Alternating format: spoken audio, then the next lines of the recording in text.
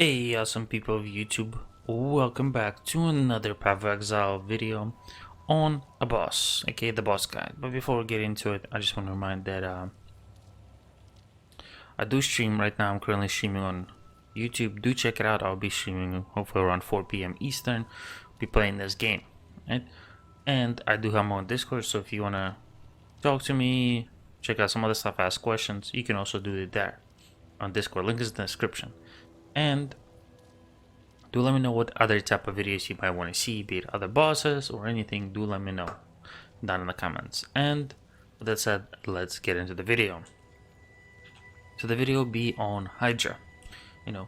Get into the map, what you need, and how to have easier time. And I'll show you the run as usual. Right?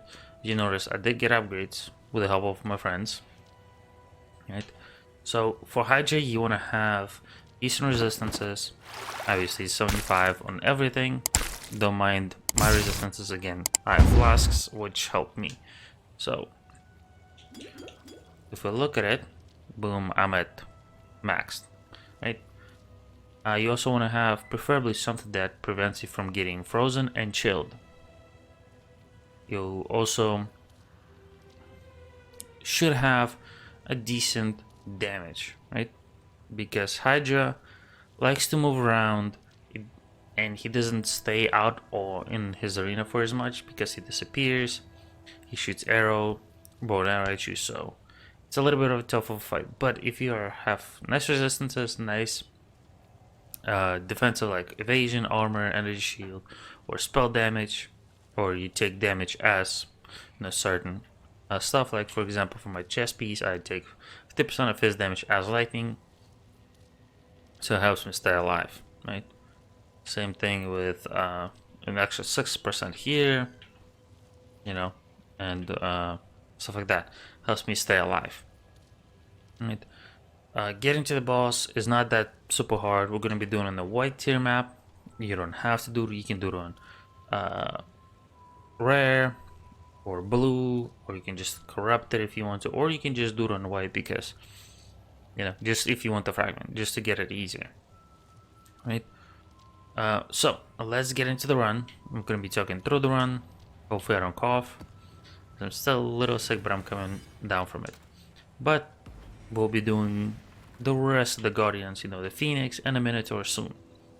Because once we're done with those stuff, we are gonna do a Shaper run, as you can see.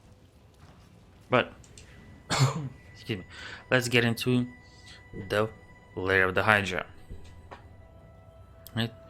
Hydra is annoying fight for me, but not as annoying as the Minotaur. Probably the best ones would be for this build would be Chimera, and probably it. Other ones that move a lot, right?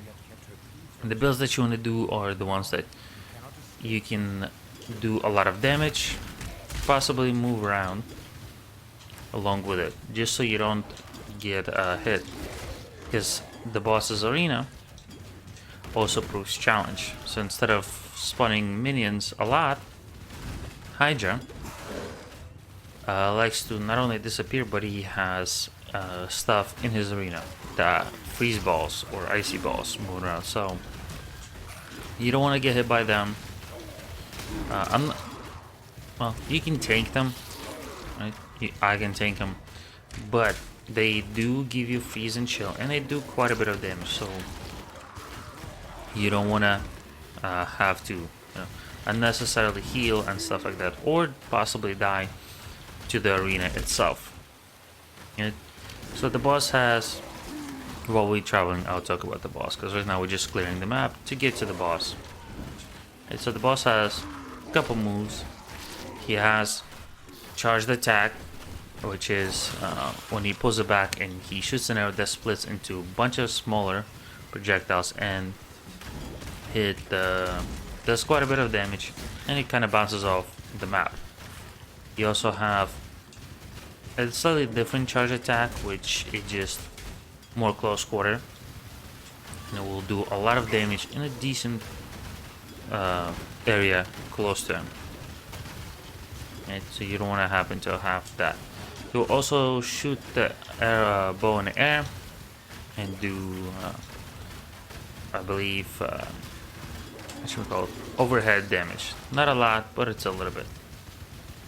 But it's a little bit hard to pay attention sometimes to what he does and the arena. That's why if you can burst them down, do so.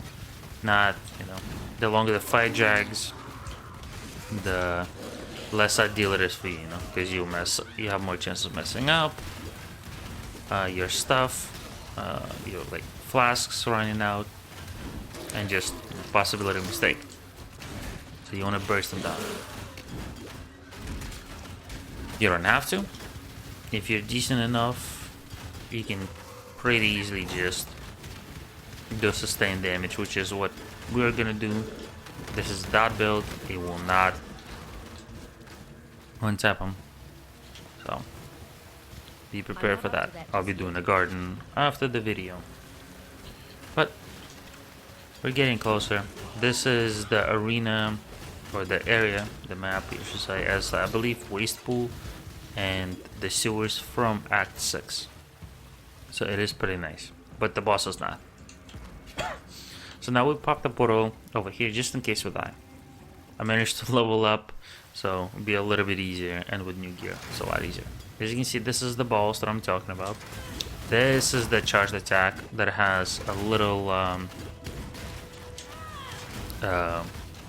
like glow in front of him. Well, not glow, like little shield. They show an attack, and then he had another attack that shoots a little ahead of him. It's not as telegraphed. And when he disappears, you can see the mob spawning.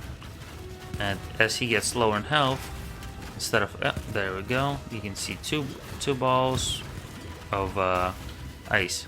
So you have to pay attention to what he does and the arena. Luckily, it's not so bad. But when he comes back, he usually does a charged, as you can see, attack, so that will hurt. But you can walk around them for the most part and just do damage, except for getting hit by a charged.